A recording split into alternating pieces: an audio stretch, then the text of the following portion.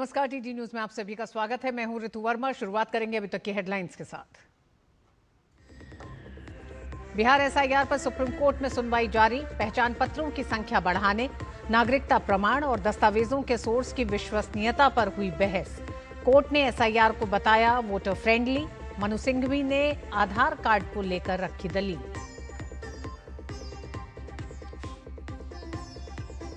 राहुल गांधी के वोट चोरी के आरोपों पर जमकर बरसे बीजेपी नेता अनुराग ठाकुर। कहा, बिहार विधानसभा चुनाव में अपनी हार देखकर कांग्रेस और उनके सहयोगी दल लगा रहे हैं झूठे आरोप।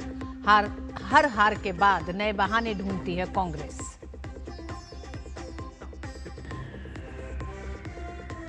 कर्नाटक के मुख्यमंत्री सिद्धारमैया पर वोट खरीदने के गंभीर आरोप। पूर्व मंत्री सीएम इब्राहिम ने कहा, सिद्धारमैया को बादामी में जिताने के लिए खरीदे गए थे वोट।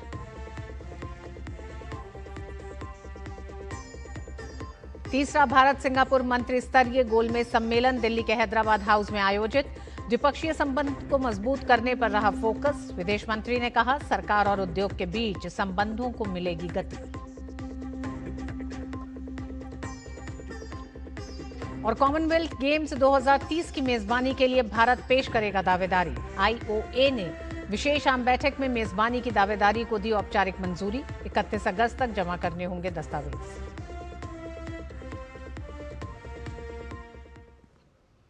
बिहार विधानसभा चुनाव से पहले एसआईआर मामले में दिल्ली से लेकर पटना तक सियासी घमासान मचा हुआ है और इस सियासी खींचतान के बीच सुप्रीम कोर्ट में एसआईआर को लेकर सुनवाई आज भी जारी है। सुनवाई के दौरान सुप्रीम कोर्ट ने कहा कि बिहार में मतदाता सूची के विशेष गहन पुनरीक्षण के लिए मतदाता द्वारा प्रस्तुत किए जाने वाले 11 दस्तावेजों की अनिवार्यता बताती है कि ये प्रक्रिया वोटर फ्रेंडली है। याचिकाकर्ता की तरफ से अभिषेक मनु सिंघवी ने दलील रखी। सिंघवी ने कहा कि असम में चुनाव आयोग की ऐसी कार्रवाई से प्रभावित व्यक्ति फौरन ट्राइब्यूनल जा सकता है। बिहार में आयोग अगर किसी को नागरिक नहीं मानता है तो अपील के लिए ऐसा कोई ट्राइब्यूनल नहीं है। इस पर जस्टिस सूर्यकांत ने कहा कि प्रभावित व्यक्ति हाईकोर्ट जा सकता है। वहीं जस्टिस बागची ने अभिषेक मनु सिंघवी से कहा कि आधार को लेकर हम आपकी दलील समझ रहे हैं, लेकिन आप नागरिकता सुनिश्चित करने के लिए मान्य दस्तावेजों की लिस्ट देखें तो ये वोटर के लिए सुविधाजनक दिखता है। जस्टिस सूर्यकांत ने कहा कि अगर आयोग सभी 11 दस्तावेज मांग रहा होता तो हम एसआईआर को वोटर के खिलाफ मान सकते थे, लेकिन अगर किसी एक दस्तावेज को भी स्वीकार किया जा रहा है तो क्या ऐसा कह सकते हैं?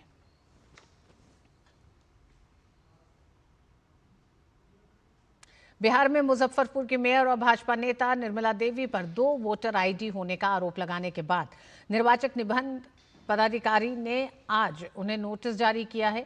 नोटिस में निर्मला देवी को आरोप पर अपना जवाब 16 अगस्त की शाम 5 बजे तक देने को कहा गया है। बीजेपी ने आज प्रेस कॉन्फ्रेंस कर कांग्रेस के तमाम आरोपों का करारा जवाब दिया। राहुल गांधी के वोट चोरी के आरोप पर पलटवार करते हुए बीजेपी नेता अनुराग ठाकुर ने कहा कि चुनावी भ्रष्टाचार की नींव खुद कांग्रेस ने 1952 में हुए पहले चुनाव में ही रख दी थी, जिसमें संविधान निर्माता डॉक्टर भीमराव अंबेडकर को कांग्रेस ने सीपीआई के साथ मिलकर हराया था। चुनावी भ्रष्टाचार की नींव कांग्रेस ने पहले चुनाव से 1952 में ही रख दी थी। डॉक्टर बाबा साहब अंबेडकर को हराने का काम किया कांग्रेस सीपीआई ने मिलकर किया। और आप रिकॉर्ड चेक करिए, 74,333 वोट खारिज किए गए, जबकि डॉक्टर भीमराव अंबेडकर जी मात्र 14,561 वोट से हारे थे। कांग्रेस ने तो संविधान निर्माता एक दलित नेता को पहले चुनाव में निपटाने का काम कर दिया। और 21 अप्रैल 1952 को डॉक्टर अंबेडकर ने 18 पेज की याचिका दायर की। आप कल्पना कीजिए, जिन्होंने संविधान बनाया था, एक कांग्रेस और एक परिवार ने उसी संविधान निर्माता को चुनावों में धांधली करके हरा दिया। ये चुनावी भ्रष्टाचार का पहला उदाहरण। राहुल गांधी ने कुछ दिनों पहले महाराष्ट्र में वोट बढ़ोतरी का मुद्दा भी उठाया था। इस पर भी बीजेपी ने कहा कि 2004 और 2009 में हुए चुनाव में भी वोटों का आंकड़ा बढ़ा था, तो क्या उस वक्त राहुल गांधी और कांग्रेस पार्टी ने वोटों की चोरी की थी? 2004 में 4.7% वोट की वृद्धि हुई, यूपीए की सरकार थी। 2009 में वृद्धि हुई 4.1% की, फिर यूपीए की सरकार बनी। अब उस समय महाराष्ट्र में किसकी सरकार थी? इन्हीं की थी भाई।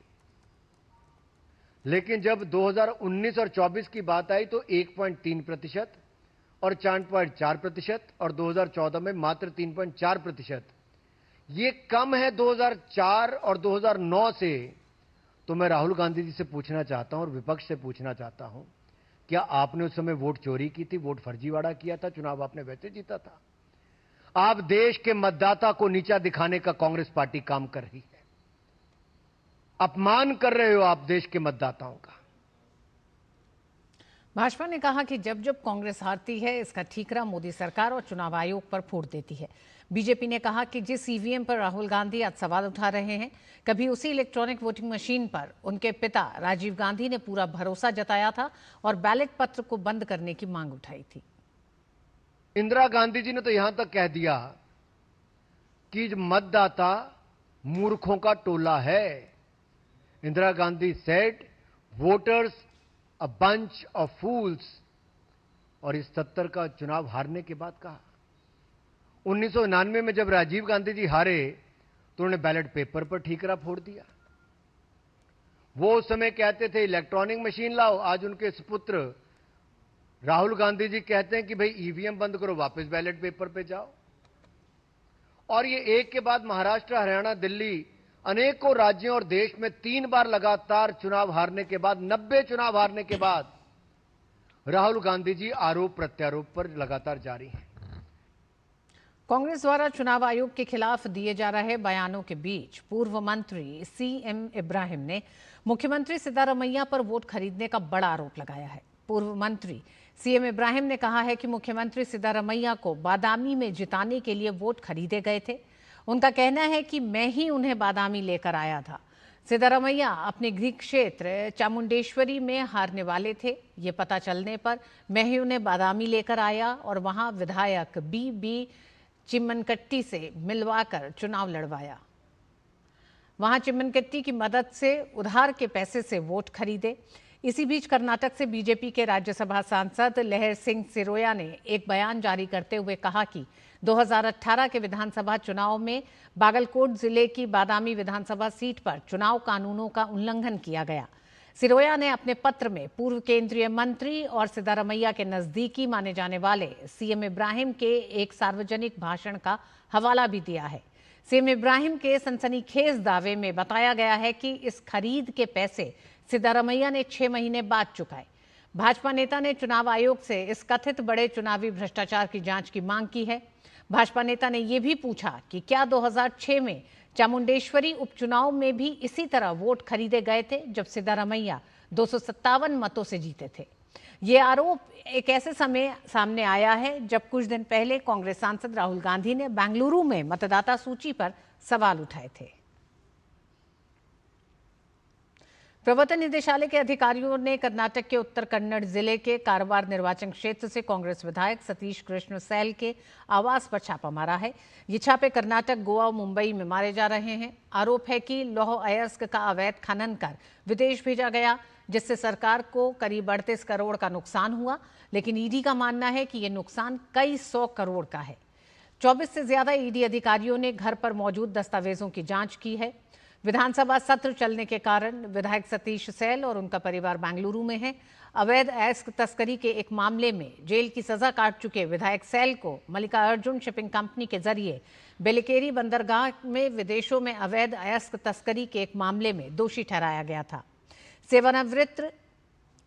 सेवानिवृत्त लोकायुक्त न्यायमूर्ति संतोष हेगड़े के नेतृत्व वाली एक टीम की एक शिकायत के आधार पर जनप्रतिनिधियों की विशेष अदालत ने पिछले अक्टूबर में सतीश सैल को 7 साल की जेल और 44 करोड़ रुपए के जुर्माने की सजा सुनाई थी। सैल ने न्यायालय के आदेश को चुनौती देते हुए हाईकोर्ट में अपील दायर की। अपील पर विचार करते हुए न्यायालय ने सजा निलंबित कर दी और जमानत देते हुए जुर्माने की राशि को भी 25% जमा करने का निर्देश दिया था।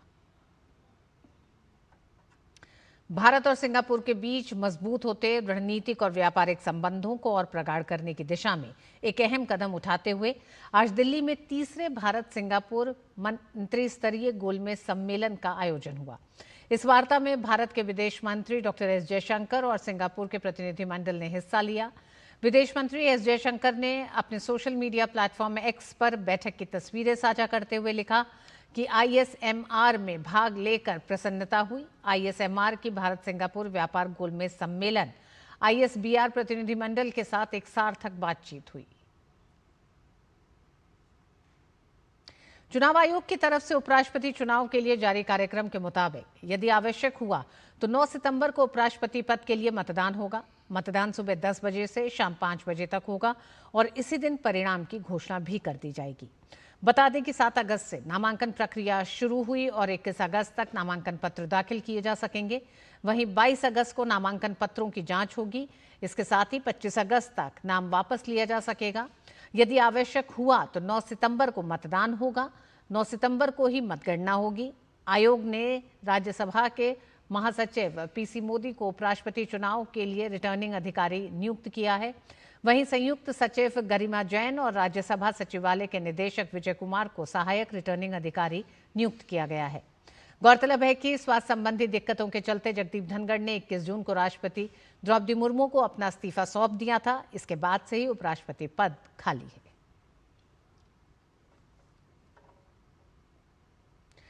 देश में नशे की रोकथाम और नशे से मुक्ति में नशा मुक्त भारत अभियान से बड़ी सफलता मिली है।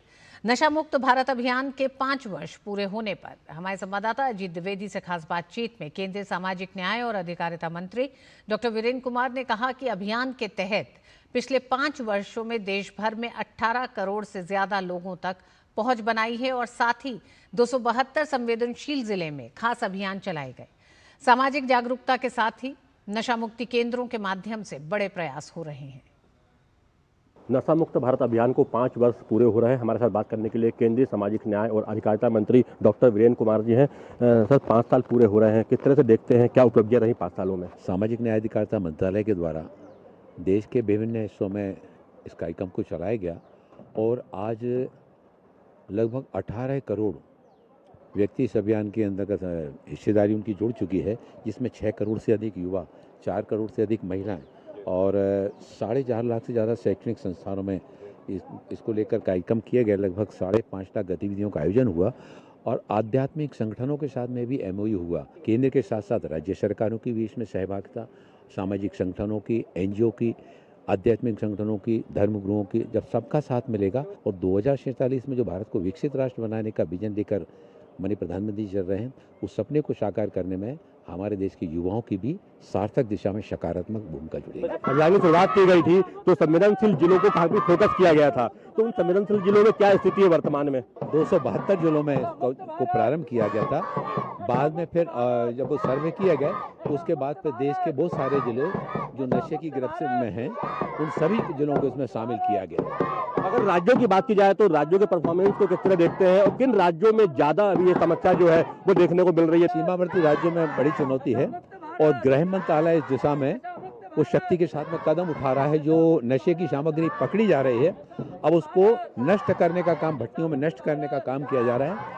गृह मंत्री आदरणीय अमित शाह जी के नेतृत्व में हमारे पुलिस, हमारी CRPF, पैरामिलिट्री फोर्स, उनका भी इसमें व्यापक मात्रा में सहयोग मिल रहा है। नशा मुक्त केंद्रों का विस्तार और वहाँ पे जो सुविधाएं विकसित की जा रही है उसकी क्या स्थिति है? क्या पिछले 5 वर्षों में कुछ बदलाव आए हैं? लगभग 550 नशा मुक्ति केंद्र, 148 ATF जो नशा उपचार केंद्र हैं, उनके द्वारा नशा मुक्त भारत अभियान को आगे बढ़ाया जा रहा है। युवाओं के बीच में से युवा निकल के आ रहे हैं जो उस बुराई के विरुद्ध खड़े हो रहे हैं और समाज को जागरूक करने का, और जो नशे की गिरफ्त में युवा आ गए हैं उनको नशा मुक्ति केंद्रों के साथ में जोड़ते हुए समाज की मुख्य धारा में लाने के योगदान जोड़ रहा है। बात तो ये है, हमारे साथ केंद्रीय मंत्री डॉक्टर वीरेंद्र कुमार जी का कहना है कि नशा मुक्ति के लिए देश भर में तमाम स्तर पर प्रयास किए जा रहे हैं। 5 वर्ष नशा मुक्त भारत अभियान को पूरे हो चुके हैं और लगातार जो है इसमें बदलाव देखे जा रहे हैं। बड़ी संख्या में लोगों तक पहुंच बढ़ाई गई है, नशा मुक्ति केंद्रों की स्थापना की गई है और लोगों में जागरूकता बढ़ाई गई है। सारे जो वो राज्य जहां पर कि नशे की समस्या ज्यादा है, उन राज्यों को खास तौर पर फोकस किया गया है, उन जिलों को खास तौर पर फोकस किया गया है और वहां पर विशेष अभियान चलाकर नशा मुक्त भारत अभियान को सफल बनाने की लगातार कोशिश जो है की जा रही है और 18 करोड़ से ज़्यादा लोगों तक पहुंच पिछले वर्षों में बनाई गई है। कैमरामैन एसपी दुबे के साथ अजीत द्विवेदी, डीडी न्यूज, दिल्ली। और वक्त एक छोटे से ब्रेक का, ब्रेक के बाद खबरें जारी रहेंगी। देखते रहिए डीडी न्यूज।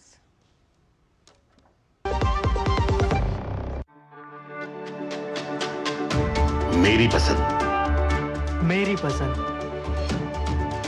मेरी पसंद, मेरी पसंद, हमारी पसंद, हम सबकी पसंद। मजबूत देश का मजबूत सरिया हो गया स्टील। मुरली जी के फादर का कैंसर का इलाज 3 साल चला। पॉलिसी बाजार की टीम ने उनके इलाज का 1 करोड़ का क्लेम अप्रूव करवाने में पूरी हेल्प की। बीमारी में हेल्थ इंश्योरेंस ही काम आएगा। पॉलिसी बाजार पर 1 करोड़ का हेल्थ इंश्योरेंस सिर्फ 360 रुपए महीने से शुरू।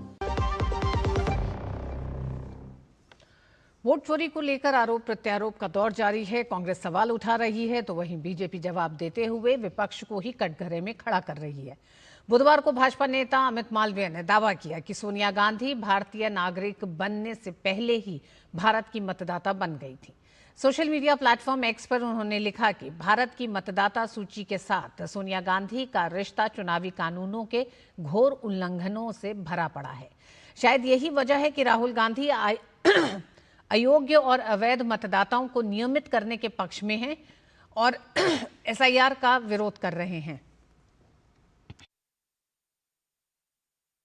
अमित मालवीय ने आगे कहा कि 1980 में पहली बार सोनिया गांधी का नाम मतदाता सूची में शामिल हुआ, लेकिन जब वो भारत की नहीं बल्कि इटली की नागरिक थी। नई दिल्ली संसदीय क्षेत्र की मतदाता सूची में 1 जनवरी 1980 को संशोधन किया गया था, जिसमें सोनिया गांधी का नाम मतदान केंद्र 145 के क्रमांक 388 पर जोड़ दिया गया। यह उस कानून का उल्लंघन है जो मतदाता पंजीकरण के लिए भारतीय नागरिकता अनिवार्य करता है। आगे अमित मालवीय ने यह भी बताया कि 1982 में भारी विरोध के बाद सोनिया गांधी का नाम मतदाता सूची से हटा दिया गया, लेकिन 1983 में फिर से जोड़ दिया गया। सोनिया गांधी का नाम मतदान केंद्र 140 में 236वें नंबर पर दर्ज हुआ, जिसकी 1 जनवरी 1983 योग्यता तिथि मानी गई, जबकि भारतीय नागरिकता उन्हें 30 अप्रैल 1983 को मिली। सोनिया गांधी का नाम नागरिकता की बुनियादी आवश्यकता पूरी किए बिना 2 बार मतदाता लिस्ट में शामिल किया गया। पहली बार 1980 में एक इटली की नागरिक के तौर पर और फिर 1983 में कानूनी तौर पर भारत की नागरिक बनने से कुछ महीने पहले। राजस्थान में भारत पाकिस्तान बॉर्डर पर स्थित जैसलमेर में डीआरडीओ गेस्ट हाउस से एक जासूस को गिरफ्तार किया है। आरोपी महेंद्र प्रसाद गेस्ट हाउस का मैनेजर है, जो पाकिस्तानी खुफिया एजेंसी के लिए जासूसी करता था। वह पाकिस्तानी हैंडलर्स को डीआरडीओ वैज्ञानिकों और भारतीय सेना के अधिकारियों से जुड़ी सूचनाएं भेज रहा था। राजस्थान सीआईडी ने लंबी पूछताछ के बाद उसे हिरासत में लिया। महेंद्र के पास से 2 मोबाइल फोन भी जब्त किए गए हैं। वो सोशल मीडिया के जरिए पाकिस्तानी खुफिया एजेंसी के संपर्क में था। उस पर ऑफिशियल सीक्रेट एक्ट के तहत मामला दर्ज कर लिया गया है। वो उत्तराखंड के अल्मोड़ा का रहने वाला है। सुप्रीम कोर्ट ने हत्या के एक मामले में 2 बार के ओलंपिक पदक विजेता पहलवान सुशील कुमार की जमानत रद्द कर दी है और उन्हें 1 हफ्ते के भीतर आत्मसमर्पण करने का आदेश दिया है। दिल्ली हाईकोर्ट ने मार्च में सुशील कुमार को नियमित जमानत दे दी थी। सुशील कुमार को मई 2021 में जूनियर पहलवान सागर धनगढ़ हत्याकांड मामले में गिरफ्तार किया गया था। भारतीय ओलंपिक संघ की बुधवार को आयोजित हुई विशेष आम बैठक के दौरान राष्ट्रमंडल खेलों के लिए बोली को औपचारिक मंजूरी मिल गई। आईओए मुख्यालय में आज इसको लेकर एसडीएम आयोजित हुई, जिसमें सर्वसम्मति से इस बात पर मुहर लगी। भारत ने 2030 राष्ट्रमंडल खेलों की मेजबानी के लिए पहले ही रुचि पत्र प्रस्तुत कर दिया है।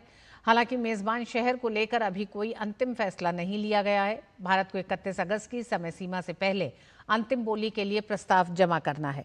कनाडा के इस दौर से हटने के बाद भारत को इसकी मेजबानी मिलने की संभावना बढ़ गई है। बहुत ज़रूरी है क्योंकि हम लोग एज अ कंट्री, आपको पता ही है कि 2030 का कॉमनवेल्थ के लिए हम लोग बिड कर रहे हैं और समर ओलंपिक्स के लिए बिड कर रहे हैं और उसके बाद 2036 के ओलंपिक के लिए बिड कर रहे हैं। तो इसका ये लाना और करना हमारे प्रधानमंत्री जी का भी विजन है, ओलंपिक लाना इंडिया में। और आई थिंक बहुत अच्छे समय पे हो गया है और जल्द से जल्द हो गया है तो बहुत ही अच्छा। राजस्थान के जोधपुर के बरकतुल्ला खान स्टेडियम में स्वतंत्रता दिवस समारोह मनाया जाएगा। इसमें वायुसेना के विमान पुष्प वर्षा करेंगे, साथ ही सेना के हथियारों की प्रदर्शनी लगेगी। मेहरानगढ़ में शाम को ड्रोन शो होगा। इसमें 550 ड्रोन ऑपरेशन सिंदूर का जीवंत प्रदर्शन करेंगे। इसके लिए बुधवार को फुल ड्रेस रिहर्सल हुई। जोधपुर की संभागीय आयुक्त प्रतिभा सिंह ने ध्वजारोहण कर परेड का निरीक्षण किया। 15 अगस्त को जो राज्य स्तरीय प्रोग्राम जोधपुर में हो रहा है, उसी के क्रम में आज ये फुल रिहर्सल किया गया था।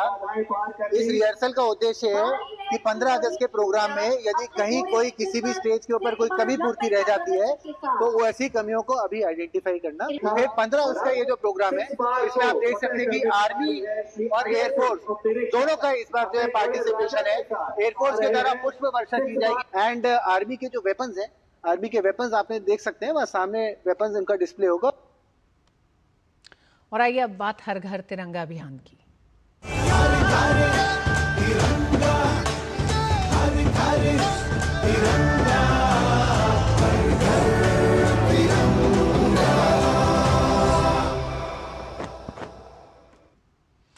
पूरे देश में हर घर तिरंगा अभियान पूरे जोश शोर से चल रहा है। इस अभियान में शामिल होते हुए गृह मंत्री अमित शाह दिल्ली में अपने आवास पर तिरंगा फहराया और कहा कि प्रधानमंत्री मोदी के नेतृत्व में शुरू हुआ हर घर तिरंगा अभियान आज देश को एकता के सूत्र में पिरोने और राष्ट्र प्रेम की भावना को और भी प्रबल बनाने वाला जन अभियान बन गया है।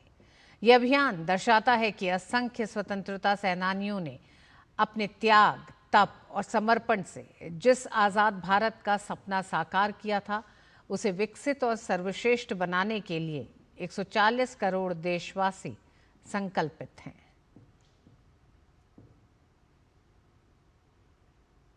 हर घर तिरंगा यात्रा में प्रदेशों के मुख्यमंत्री भी शामिल हो रहे हैं। उत्तर प्रदेश की राजधानी लखनऊ में मुख्यमंत्री योगी आदित्यनाथ, उप मुख्यमंत्री ब्रजेश पाठक और केशव प्रसाद मौर्य स्कूली छात्र छात्राओं के साथ यात्रा में शामिल हुए। उधर उत्तराखंड के मुख्यमंत्री पुष्कर सिंह धामी ने हर घर तिरंगा अभियान के तहत देहरादून में और हरियाणा के मुख्यमंत्री नायब सिंह सैनी ने चंडीगढ़ में अपने आवास पर तिरंगा फहराया। वहीं गुजरात के मुख्यमंत्री भूपेन्द्र पटेल ने हर घर तिरंगा अभियान के तहत गांधीनगर में अपने आवास पर तिरंगा फहराया।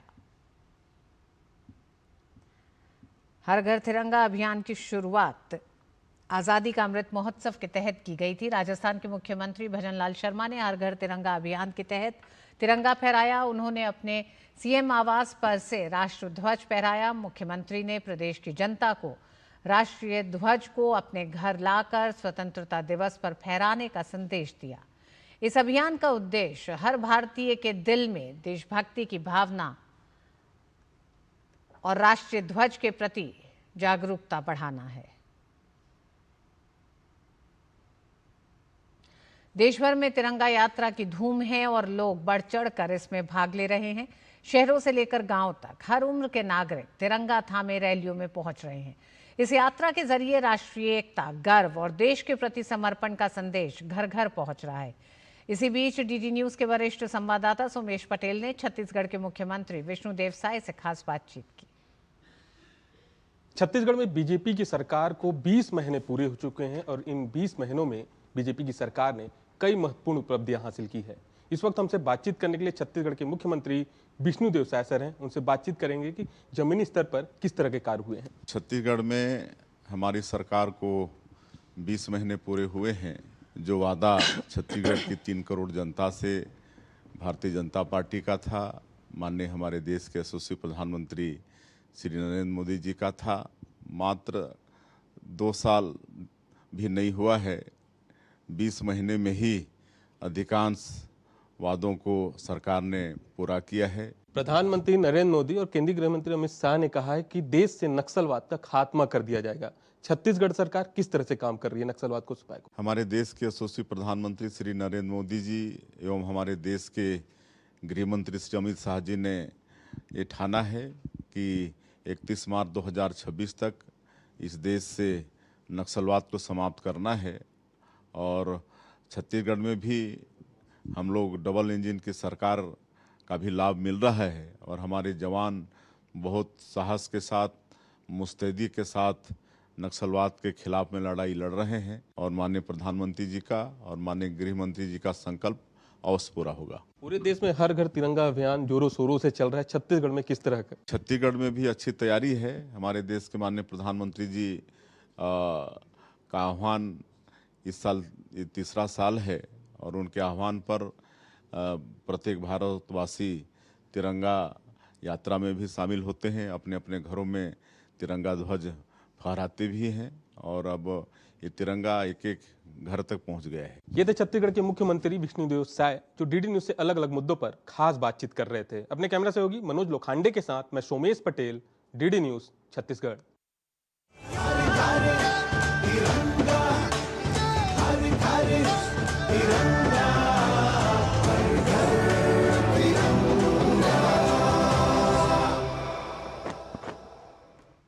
और इस बुलेटिन में बस इतना ही। मुझे दीजिए अनुमति। नमस्कार।